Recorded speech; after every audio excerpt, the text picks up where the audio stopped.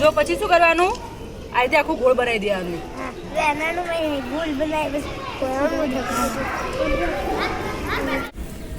દેખો થઈ ગયું ક્લાસ જેવું.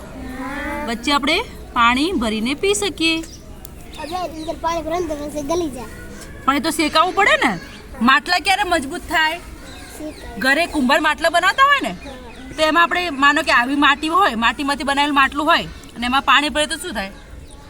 ગળી જાય ને. ગળે કે ના ગળે? આમ જ આપણે પાણી ભરશું શું થશે? હે ને. પણ એને મજબૂત બનાવવા શું કરવામાં આવે? સુકાવા દેવું પડે. પછી ભઠ્ઠી હોય ને, આગની ભઠ્ઠી, એની અંદર માટલાને શેકવામાં આવે. બરાબર. માટલા હોય કે ગમે તે બનાવેલું, તવી હોય, પછી ઈંટો, ખબર છે ઈંટો બી એવી રીતે જ બને.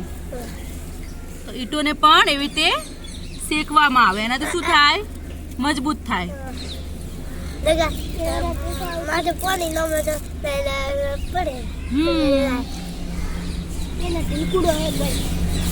ખબર છે.